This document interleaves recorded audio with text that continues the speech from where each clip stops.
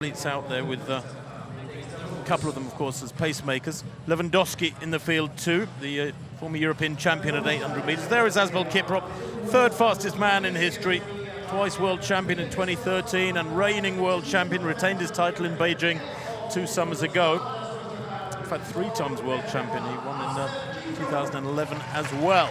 He was also Olympic champion, remember, in Beijing 2008. Only third in the Kenyan Championships last weekend.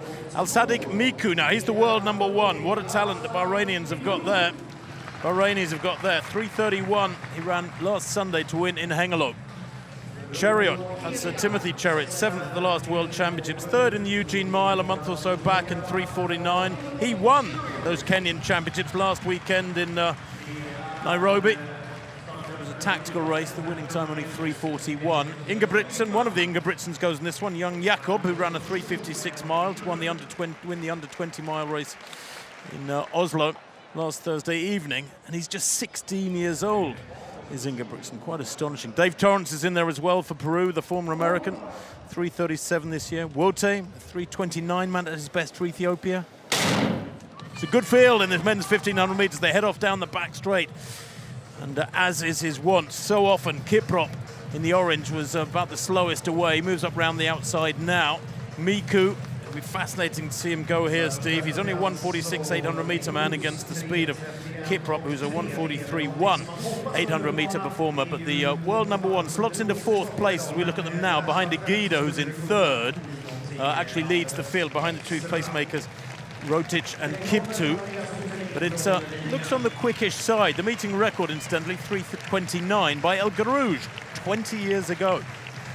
Well, interesting this for me. Miku, that race in Hengelo, he absolutely destroyed the field in the last 300 meters off his fast pace, ran 3:31 against Kiprop. Kiprop, by his own admission, I'm not fully fit.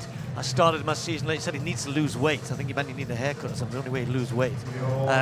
But he says I'm coming back into form. But he says I'm 70–80%. And that's all I need for the trials. But I'm really interested to see whether he's going to give Miku something to think about here. This Bahrainian former Moroccan in superb form. Well, they head into this second lap. The first lap, 55.06 for the pacemakers. Most of this pack will have gone through in around 56 seconds. That's pretty much ideal as long as they maintain the tempo through the second lap. I sense it slowed a little bit.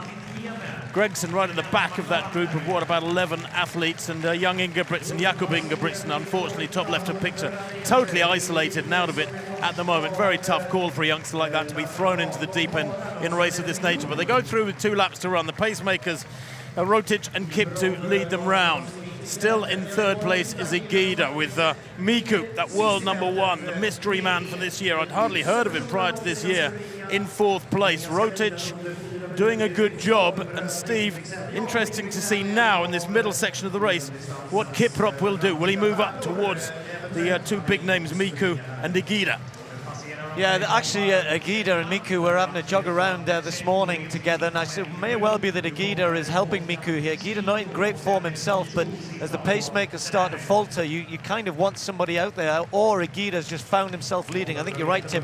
1:53 800 thereabouts is pretty good, but Miku gathering Timothy CHERUIYOT, who's always going to be very dangerous, in with a chance. Torrance having a cracking run there as well. But look at Kiprop and Wote. Kiprop needs to just get much closer to Miku for me. Miku's very fast in the last 200. Agida leads at the bell then. Miku has a little glance over his shoulder on the inside just to gauge what's going on behind him as this pack closely bunched of 6 athletes now. Dave Torrance is in 4th place with Kiprop in the orange in 5th, and then Wote behind this pack, and now the big kick goes in, and a really vicious kick goes in from CHERUIYOT. Miku chasing hard. He got the jump there, did CHERUIYOT. Just grabbed a couple of meters, and Miku was slow to respond, and with 200 to run, he's got some work to do as the Bahrainian, the world #1. And now Wote moves up fast around the outside. Certainly Kiprop in 4th place looks beaten at the moment, unless he can find some special legs in this last 150. CHERUIYOT from Wote, from Miku. Now, has the Bahraini got the speed down the inside? He's going to be boxed in any case. These 3 easing away. CHERUIYOT continues to kick hard from the front, driving hard with the arms, in fact pulling away from Miku, the fastest man in the world this year. That's a big, big victory. And the time, 3:30.78. It's a world best for this year, 54.39 there, and so much of it down to Timothy CHERUIYOT who blasted away from the group with about 270 metres to run. He snatched 2 or 3 metres, and they never really got back on terms with Cheruiyot. Just 21 years old. He won the Kenyan National Championship 1500 metres last week in Nairobi. That, if nothing else, was adequate warning, surely, that there was something special in the legs of this man, and he produces a world-leading win. 3:30.77, Steve, with some big, big names behind him. Well, this lad is a huge talent. He hasn't always judged his effort well in races. I've seen him running in the relay championships, maybe not doing quite as well, but on other occasions you see the talent that he has. We've seen it again here. I mean, Kiprop knew it, beaten by him in the Kenyan championships. The Kenyan trials are going to be really interesting, aren't they, with this man running as well as this. But this is something different. 3:30 like this. He attacked it with 300 to go, and that's what took Miku by surprise. He can't say he didn't run well. Miku's a fast time in second place as well. But that was all about Cheruiyot. Stole away that acceleration of a decent pace through 1,200 metres, and he just down that back straight. Incredible 100 metres. Steve, that's one of the first times I've seen, I think, a 1,500 metres won in 3:30, almost tactically.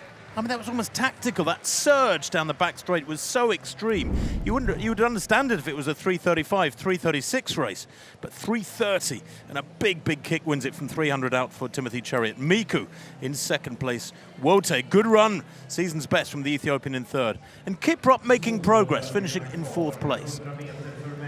Yeah, running under 40 seconds for the last 300 off that sort of pace. That's excellent.